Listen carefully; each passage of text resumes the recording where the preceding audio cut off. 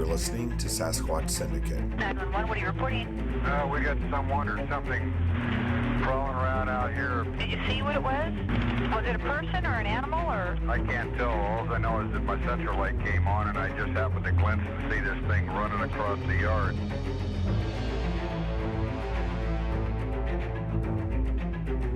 And all the ape believers don't want any of the paranormal believers to say anything because they're all whacked and screwed up, and we don't want them. And all the paranormal believers don't want, go to the ape believers saying, well, you're all closed-minded. You're not open to the fact that it does this and it does that.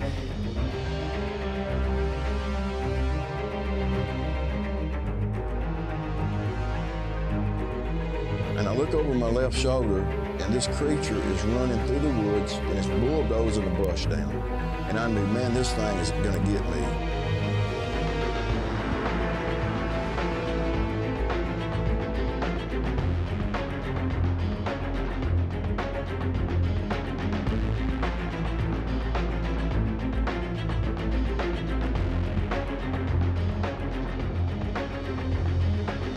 Welcome to Sasquatch Syndicate. I'm your host, Chuck, out in Seattle, Washington, along with Paul in Portland, Oregon. Thanks to everyone for listening and those following us at SasquatchSyndicate.com and on our social media outlets. For those participating in the Sasquatch Syndicate monthly t-shirt giveaway, this month's winner was Bo Balmer from Lewiston, Idaho. So Bo, congratulations, thanks for listening to the show, and please check your Facebook for winner notification. So September's upon us. We hope you had a great summer and hope you're looking forward to fall. It's a beautiful time of year out here in the Pacific Northwest, and we hope you had a chance to spend some time in the great outdoors this summer. By the time we release this month's episode, we will have just arrived in Kennewick, Washington for the International Bigfoot Conference. We're really looking forward to this weekend's festivities, and so for those on their way out to the conference, please be sure to stop by and say hello. We really do look forward to meeting you. Also, for those across the country that weren't able to attend, we will be attempting to occasionally live stream on Facebook from the conference over this weekend, so stay tuned on social media outlets and photos for updates. So on to this month's podcast. With us on this month's episode is Jonathan from Thomasville, Georgia. Jonathan and his wife have had a few strange experiences in the county landfill and dump near their property, and so Jonathan wanted to come on the show and share his encounters with our listeners. So Jonathan, thanks for coming on Sasquatch Syndicate. And if you wouldn't mind giving our listeners a little background on where you live. I live in a little town called Thomasville, Georgia. It's located in Thomas County, Georgia. It's right there on the Georgia-Florida line. I'm about 20 minutes from the state line and about 45 minutes from Tallahassee, Florida. So, Jonathan, what were your thoughts on Sasquatch prior to having these encounters? You know, I had seen the first time I seen like the Patterson-Gimlin film was I think it was like 2001, 2003. I didn't even know it existed. Now, you had shared a little bit offline that you and your cousin had an encounter when you were younger, back in the 70s, but you weren't sure exactly what that was. Maybe we could just start there. In the 70s, my cousin and I, we had kind of like an encounter in like those campers that you put on the back of the truck, them older ones. You have to have the 4 jacks to jack them up now. And we were staying in one of those, like a Christmas break. We had and this was in a different area. It was in a place called McRae, Georgia. Which is kind of like middle Georgia, and they got like farmland there, and they've been doing some kind of grain there, and they mow it down, and then they have the hunters come in, and when they're done, we can go in there and shoot all the birds and whatever we wanted to do, and we can stay off in the camper away from everybody else, So that's two boys, we can kind of do our thing and all, and I can imagine as young teenagers that had to be a lot of fun. That was our release, was to be able to go up there and go camping, because we could stay in the camper and go hunting when we wanted. If we wanted to go at 2 o'clock in the morning, whenever we, And we was in this camper one night, and we felt it start to shake. I'm like, well, we don't have earthquake. I'm thinking, what can at first I thought, well, somebody's kind of messing with us. And as this thing started shaking kind of violently, I'm like, this is not good. And then we heard something kind of pacing the camper and stuff like that for a good while. And I was looking at my cousin and, well, I'm glad they don't mess with that door. I'm glad whoever or whatever it is just, just walking around. It was heavy enough you can hear it walking around. And when it started shaking and jiggling the door, it was kind of, it got real there for a couple of seconds because, those doors, you could sneeze on them and open them, and because we was up at the top bunk and all, we had guns, but I'm going to tell you, that particular encounter, I've felt fear. I've had guns pulled on me. I've been shot at. Had people try to stab me.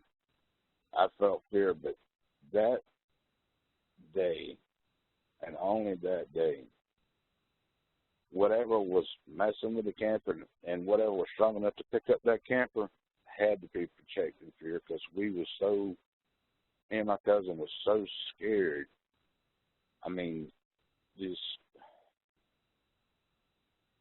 It was bad.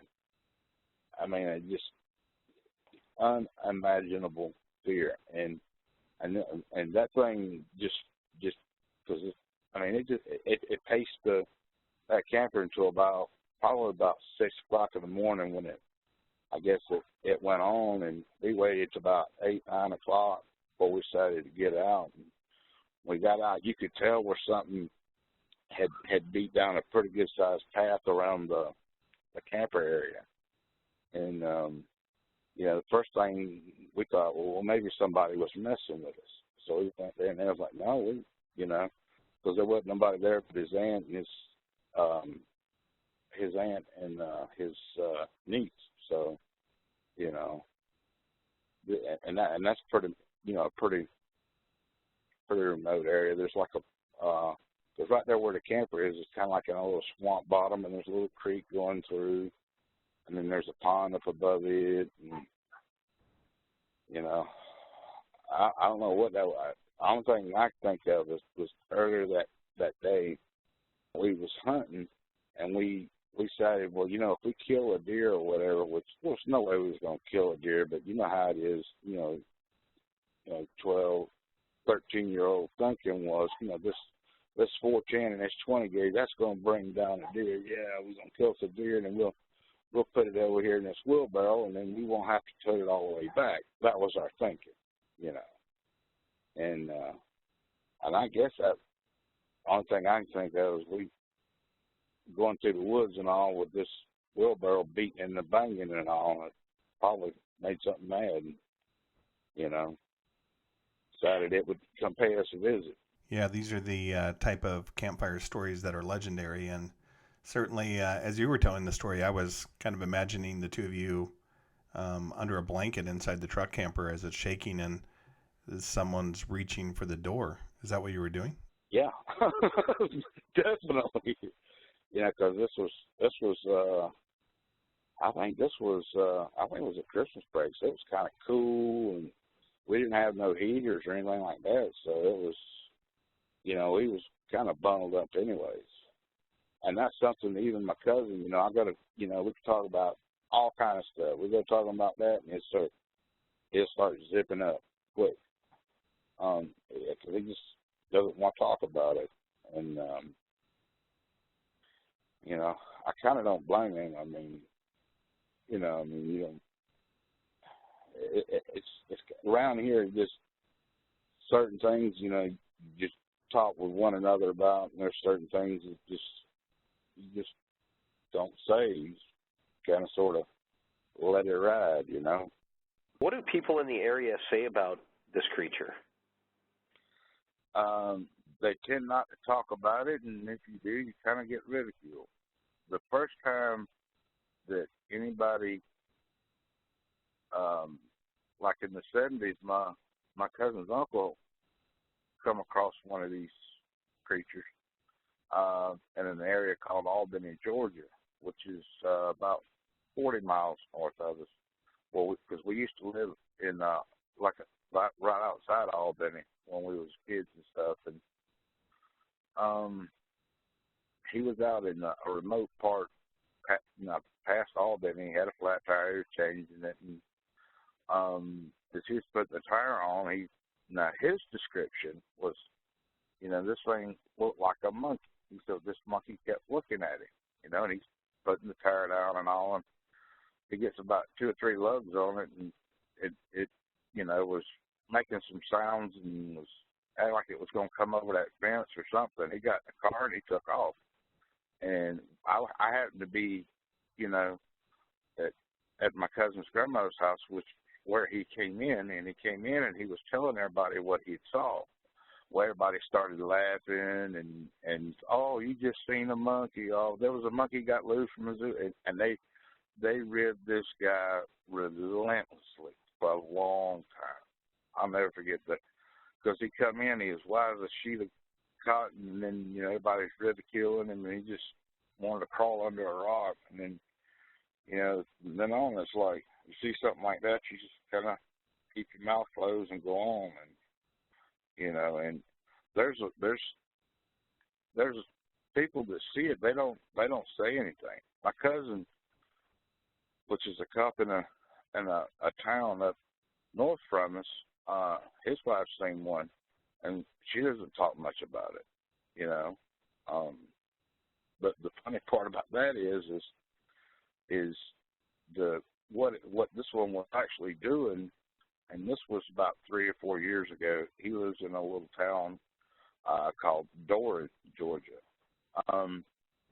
and she was going out there getting ready to feed animals. He's got some goats and some chickens, and he's got wild duck and geese. I mean, and that's kind of, being a police officer, you got to have a release, and his is he likes to go out there and feed his chickens and tend to his animals and stuff like that and all, And as she stepped out on the porch, she seen one that was probably, I'd say 6.5 foot tall, had leaned over the goat pen and was eating the sweet pea.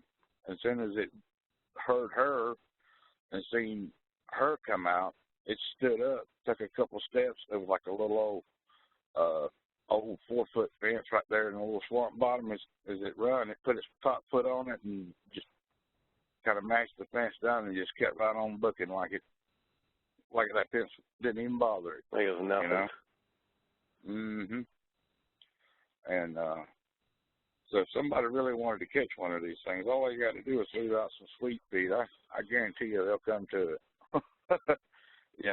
Yeah, we hear quite often down in Georgia there's a lot of fruit for Sasquatch to feed on. Peaches, oranges, grapes, you name it, blackberries, mulberries. Do you have a lot of blackberries and types of fruit down there? Oh, my God, yes, sir. That was, this area, there's some blackberries, but I'm not familiar where all the blackberry patches is. We also have mulberries and things of that. There's all kind of, and they're just, matter of fact, right here in our trailer park, we got an orange tree here. People just, I don't know. And we're eat up with pecan trees. So, Jonathan, if you could talk a little bit more about the area for our listeners that aren't from Georgia. Obviously, you've got a lot of vegetation and fruit there for Sasquatch. What about other denizens or other critters that a Sasquatch could feed or live on? We have a lot of raccoons around here. We have, now this area also is we have like a lot of hunting lodges and stuff around here. So we have a lot of quail and stuff like that. There's, I don't know, 6 or 7 different hunting plantations in this area, and these people are dead serious about hunting. They plan out like grains and stuff like that for the quail to come in, and there's one in Metcalf, which is almost at the state line, and it's called Lazy Acres, Lazy Acre Plantation, Lazy Acres something other, and they have like duck ponds down there. They'll take it and they'll plant a lot of like grain or whatever the quail would eat, and they would harvest that. They would cut it down, and then they would flood that pond, and it's got like they have we call them like stands. There's like a stand in each one of them deal, and then people come and pay to come in and hunt quail and stuff like that. The one closest to us, which is right pretty close to Flowers Bakery's home office, corporate office. I had the misfortune of being on the other side over there, and at one of the plantations, and then the neighboring plantation. This was in 2003, somewhere along in there. And Dick Cheney was down hunting over there, and they had that whole area locked down. I almost had to go to the state line and around just to get back to the shop and all. But they have different politicians come in, movie stars and stuff. They'll come in and they'll hunt and stuff. I mean, they're dead serious about their hunting around here. Yeah, I can imagine that they take their hunting very seriously. I know growing up in the Midwest and down around Arkansas that, during hunting season, it shuts down. That's when people take their vacations. So before we get into you and your wife's encounter, could you ever imagine somebody running around in your area acting like one of these creatures in costume? Only if they're suicidal. Yeah, I'd tend to agree with you. It'd be shoot first and ask questions later. So let's go ahead and set the stage for this month's encounter. For those out on Google Maps and wanting to look and kind of see what we're going to be talking about tonight with Jonathan and him and his wife's encounter, this occurred near Thomasville, Georgia. And Jonathan lives out on Summerhill Road in the northeast part of Thomasville. There's a Walmart Supercenter there. And if you're following that out on the maps, there's a State Route 122 that goes up towards the town of Pavo. And then about 3/4 of the way, there's something called Patton Coolidge Road. So if you're out on Google Maps, that's where we're going to be looking. There's a lot of water in that area. And as Jonathan said, there's a lot of hunting, a lot of vegetation, and certainly a lot of forested areas. What's also interesting about this encounter is very similar to last month and other months, there's going to be a logging aspect to it as well as a strip through the forest for power lines. So I always find that interesting as well. So Jonathan, if you could just share with us the location and walk us into this encounter. Where we had the sightings, and this was just last December, was in the area that I didn't know until afterwards. It's called Lost Creek Forest. It's supposed to be like this old forest and stuff, and there's got like a lot of swamp areas and stuff like that. And what we would do is me and my wife, we would go with our two dogs and stuff, but, just to kind of go to the dump. She likes to go like on a Saturday evening after a yard sale. You get clothes, she'll wash them, take them to the bank. Sometimes we get lawnmowers and stuff. Like the lawnmowers that I got here at the house is what I picked up at the dump and fixed up and used for around the house, things like that. And not long ago, we was at that dumpster I was talking about at Patton Coolidge, and my wife, she was at one end of the dumpsters, and I was at the first set, and she was at the last set. So I was at the first dumpster, she was at the fourth dumpster, because they had some clothes and stuff that somebody had set out, and she was looking through those and kind of sorting through, what I think somebody at the shelter down there would wear and all. And I was just kind of looking through, and I heard like a whistle, but it wasn't like a regular whistle. It was kind of it wasn't like it's hard to describe. It was some kind of, it was a whistle, but it was a little bit longer than what like a human whistle would be or whatever. So I thought, well, maybe some, a car come by, maybe a pop-off valve on somebody's turbo or something like that. That's about kind of like what it sounded like. So I was like, well, I kind of ignored that one. And then I heard one behind us. And I was telling my wife, I said, did you hear that? And she, oh, that's just cars. I'm like, baby, that's not a car. And then when she heard one off from the woods on my side, because she started coming towards me, you know, going through the dumpsters and stuff, she heard that one. She says, is that an owl? I'm like, baby, you know an owl don't make no sound like that. And then then we heard another one in front, and it was a little closer than what the first one was. And then, you know, as we was sitting there talking, thinking, like, trying to figure out what it was, we heard another one behind us, and it got closer.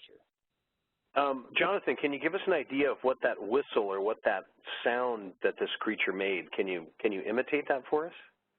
There's no way I can imitate it.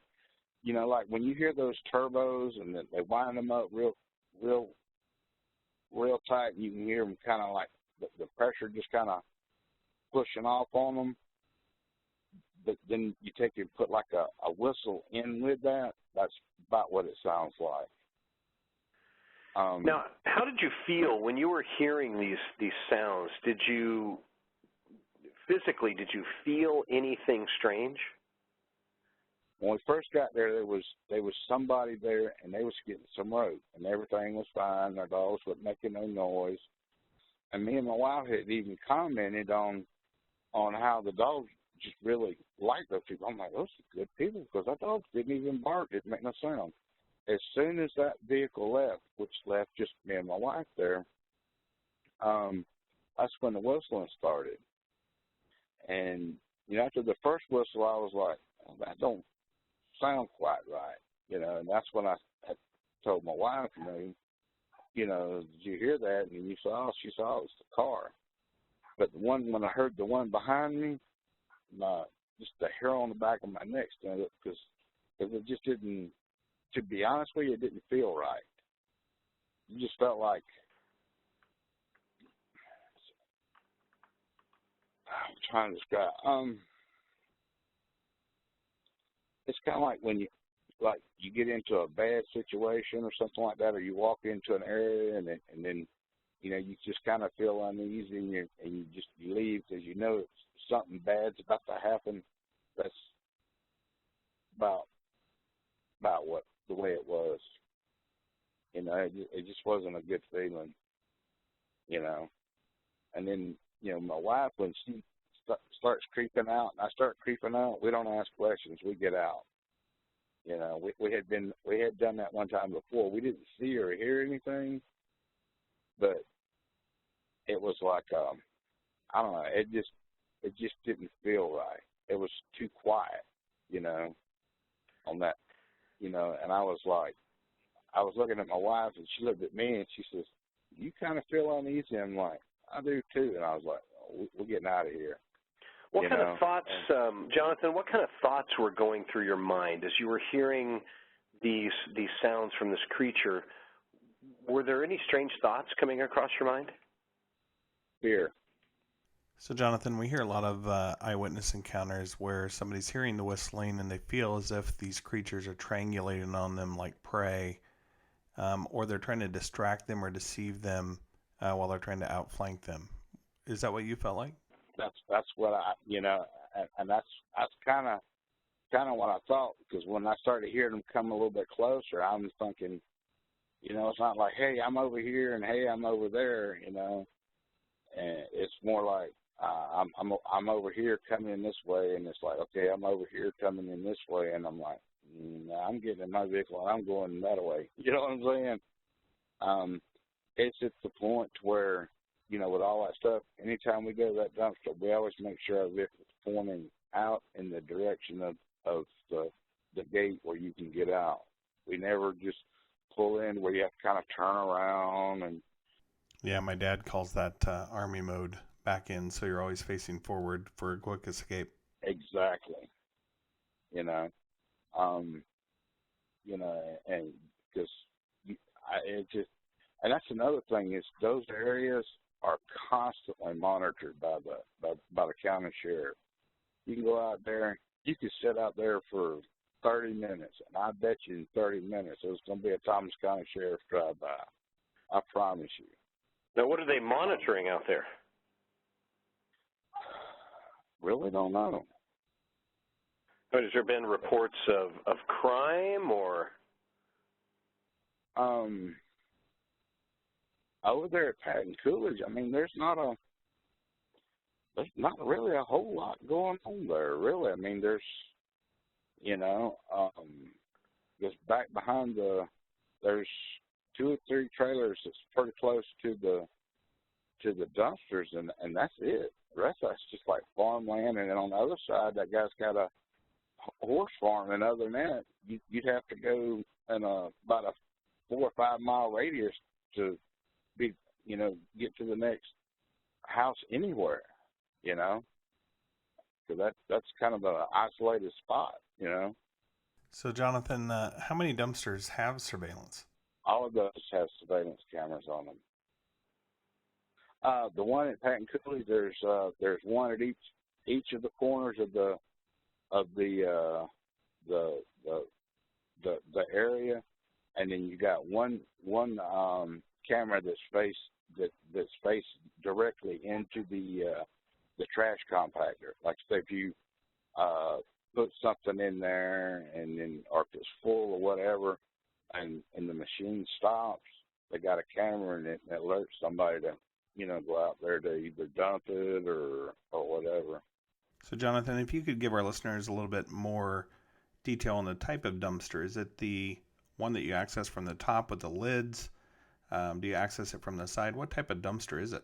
Well, this one right here, because it's in it's kind of like a county dump, so they have those drop trailers, and they usually keep about 4 to 5 drop trailers. It depends on during the week. Like middle of the week, they only have like maybe when you go there on a Wednesday, they only have 2 drop trailers, but like on the weekend, they try to have at least 4 to 5 drop trailers there. Plus, there's a compaction deal where, like, if you take and you could put like trash in it, and if you wanted to, there's a little button there. You can hit the button, and it'll, Yeah, compact the garbage. Mm-hmm. So, Jonathan, are these dumpsters accessible by anyone just walking in, or do you have to drive over to them? It's kind of like a county landfill type thing, and it's got a gate around there, but they just usually keep it open.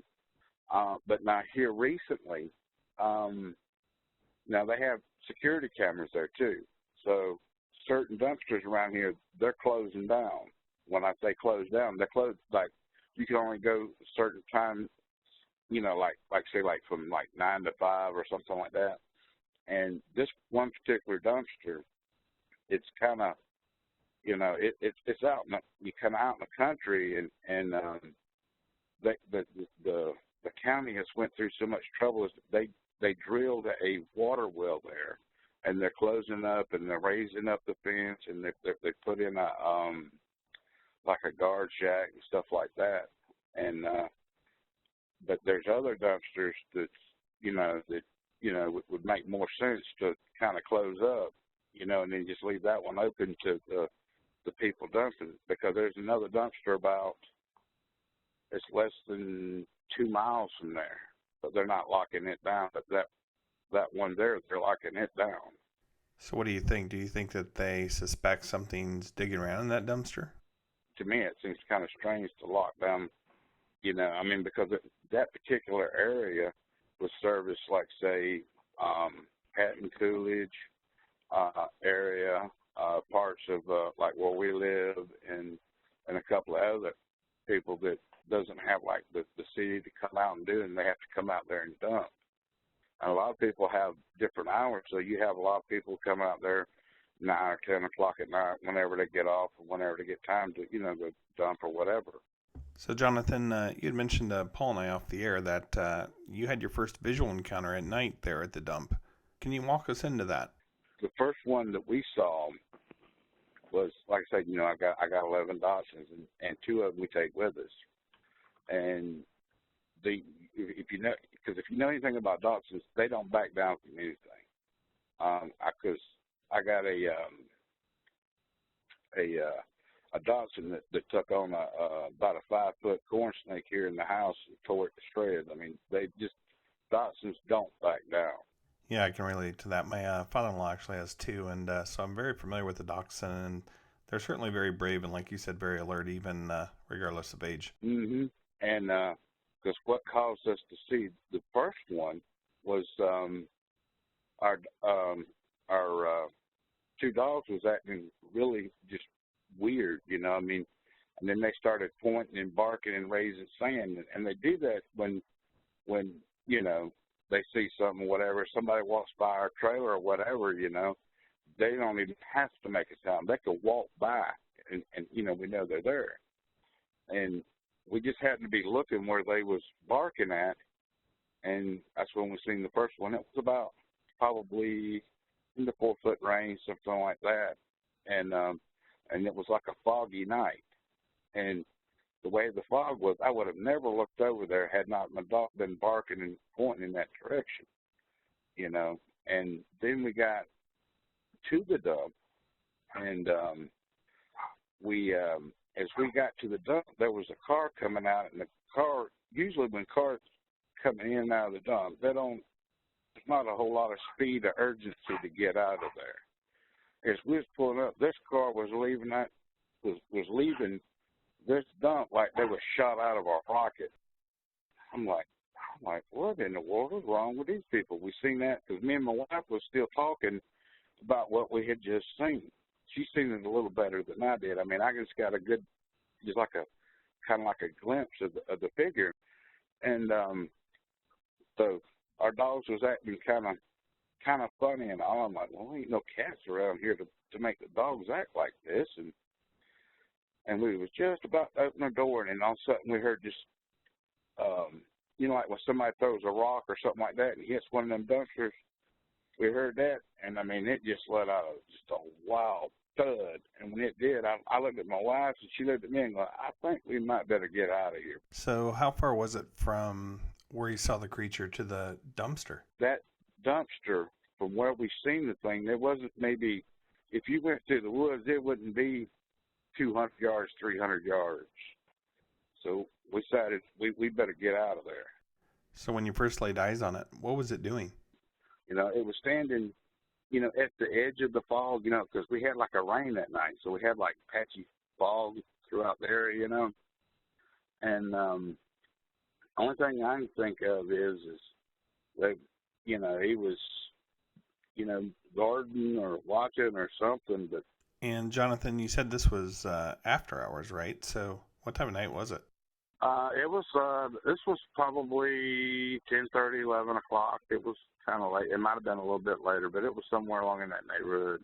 So as you're coming into the dump at night, did you have your headlights on? What did you see? I just seen like the shadow of it, like long hair and stuff, and my wife, like I said, she got a little bit better look. She called it like Cousin It. What was her description of it? Now, did she call it Cousin It? Why did she call it Cousin It? Was it the hair or something about the hair? Because it had like long hair and stuff.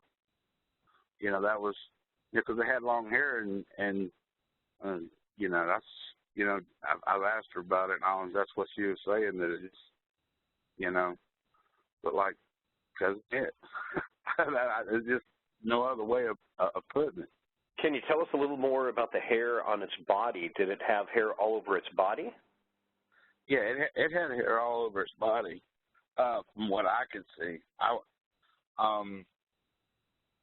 Like I say, I only had like maybe 2 or 3 seconds of you know, it wasn't like a long look at it. I mean, and the first 2 or 3 seconds, the very, very, very beginning of the video, something's coming across the front of my truck. And for our listeners, Jonathan did get a very good video of this. And Jonathan, can you kind of share with our listeners kind of how you captured the video? What I was trying to do was catch some of these deer, and I was going to send them to my cousin because when we go to that first dumpster, you know, there's a bunch of little curves and stuff, and we was always seeing deer. So I was filming for a while trying to get these deer crossing the road, you know. And then one day I decided I wasn't going to film because I was like, well, I can't catch nothing. And then one come across and I got frustrated. So I started deleting the videos. And when I come across that video, I looked at it and, you could see something at the beginning of the still frame that shows you what the video is. And it's, to me, it either something went across really quick, or to me it looks kind of like a ghost. I call it a ghost squad. I mean, it comes across the front of the truck, and you can see as it's coming across the front of the truck, and it kind of turns its head a little bit, and then it just poof disappears. And I have different film. I've taken some other videos like at different times, and most of those are at night and in the day, and then I've looked at all of them, and I don't see it, but only just that one area. Jonathan, when you say it disappeared, what exactly do you mean by that? I mean, you can see it, and if you take it and you slow it down, you can see it as it's kind of coming across, and then it's just not there anymore. Just sort of like it cloaked or maybe vaporized into the atmosphere. Mm-hmm. So, Jonathan, now that you've had these encounters and you've seen these things, just curious, if I were to take you down in the truck and drop you off at the front of the road and ask you to walk down to the dumpster by yourself at night, would you do that? You ain't got enough money, and pardon my French, you ain't got enough balls to make me do that. No way. I wouldn't. You know what? I'm worried about going through there at night because there's no way. So, Jonathan, just one more question. We often hear Sasquatch is cloaking, but all this occurs in and around power lines or energy fields. I just have to ask, is there a lot going on there with the power lines? From Pavo to right here to our location, there's a lot of power lines here, and the power lines going like towards Pavo, they were all like wood and stuff, and they went through there and they've updated and put them tall like concrete style light poles through. And they were also, at the same time, they was doing some logging like closer to the other side of Patton Coolidge. They was out there on the road, and if you go up Patton Coolidge Road, they was doing about 3 or 4 miles, and you look off to the left, right down there in Swamp Bottom, they was doing some logging in there. So they was doing some logging all in that location and doing construction work in that area too. So, Jonathan, a lot of times we hear with Sasquatch when their environment is being destroyed or being logged that they'll put up effigies or tree structures. Have you seen anything unusual? You've ever heard of them making like little pyramid type structures? These are not like what I've seen online. These are like smaller ones. I mean, it's like, but now when I first noticed them, there was 4 of them. There was a larger one, and one was just a little bit smaller than that one, and then there was one a little bit smaller than that one. And then often the one at the end was like a real small one. I mean, it was like maybe 8-9 inches tall. The tallest one was about knee height. Mm-hmm. And that's knee height down to just maybe 8-9 inches. And what makes these weird was they was the 3 larger ones was kind of like in a ditch, and you could probably say, well, somebody stacked them in a pyramid there as a joke. But the 4th one, which was the smallest one, it was literally, I'd say, less than 3/4 of an inch from a highway. So there's no kid in their right mind going to sit 3/4 of an inch from a highway, take this kind of time to make this kind of structure. Ain't gonna happen. Yeah, so very similar to humans, and I've heard this from some of the tribes up here. So the tribal legend will say that Sasquatch is a family grouping. When they have a young one, they'll build a tree structure out of teepees, right? And so you've seen those online, you've seen that. However, they have kids just like we have kids. Our kids, when they're little, they play house. They build houses like with Barbie and Ken dolls, and they build smaller structures to be more like the parents and dream about what their life's going to be like when they grow up. And I've heard that the juvenile Sasquatch will imitate a lot of the things, just like our kids will, on these types of things. I'm wondering, did it look like, if you think about like what you see on YouTube about a large teepee structure with trees, did this look like just a smaller version, like maybe a baby Sasquatch was playing house? It looked like some of them look like pyramids. Some of them had kind of a square. The larger ones, I got video of, but the video I got of them, you can tell where a couple of weeks that went by, with it being close to the highway. But when they was first formed, they was really sharp and crisp, as far as being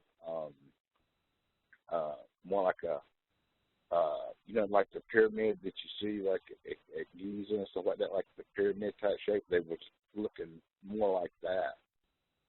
And it's on. I have it on video. You can look at it and see it. Yeah, if you'd email them, like I said. The one in the ditch, you can go, but the one that's beside the highway, you're like, because I'm thinking, there's no way nobody going to sit there that close to the road and make one of those. You're not going to take something with that many sticks and sit there and just pick it up and set it right there. Somebody had to build that right there. Jonathan, the amount of, when you looked at these little structures, was each one pretty similar? Was the same amount of sticks used in each of these structures? The same size sticks or the same amount? Just the same amount of sticks. No, it was random. Just random. Okay. It was random sizes, and some of them like little small sticks. Some of them was pretty good sized sticks. Some of them was kind of dry rotted. Some of them was kind of fresh. I mean, it was a gambit of sticks and sizes and stuff like that. Well, Jonathan, we look forward to those videos, and as soon as I get those, I'll post them up under this episode. So thanks for sending those over. And just before we close out tonight, is there anything else you'd like to share with our listeners? Well, I'm not crazy. When you see what you see, you can't unsee it. These things are real, and these things will hurt you. I just got a feeling that you don't play with these things. Some you may, some you may not, but these in this area, there's no way. Well, Jonathan, thanks again for coming on Sasquatch Syndicate. Thanks for sharing your videos. We'll definitely get those up here under this podcast, and hopefully by sharing your encounter, others will step forward just like yourself. Not around here, they don't, because I've made some references just to see what response I got. I've got people walk off, climb up, or just look at me like I'm crazy. Well, I know our listeners will have heard me say this before, but you won't be the first or the last person to ever be called crazy, so try to take it easy with them. You know what you saw. Like you said, you can't unsee what you've seen. So thanks again for coming on and sharing your encounters with our listeners.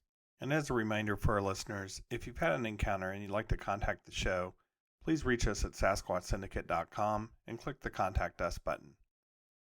So, Jonathan, thanks again for coming on Sasquatch Syndicate. We really appreciate your time, and I know our listeners do as well. All right. Thank you, sir. This concludes our September 2016 podcast. Sasquatch Syndicate will return on Saturday, October 1st. Thanks to our listeners and those who have been out to our website and those following us on social media. Sasquatch is a controversial subject, so for all the believers and disbelievers, and those that will tell you they have all the answers, just remember, we're flying through space, at 700 miles per hour. Buckle up.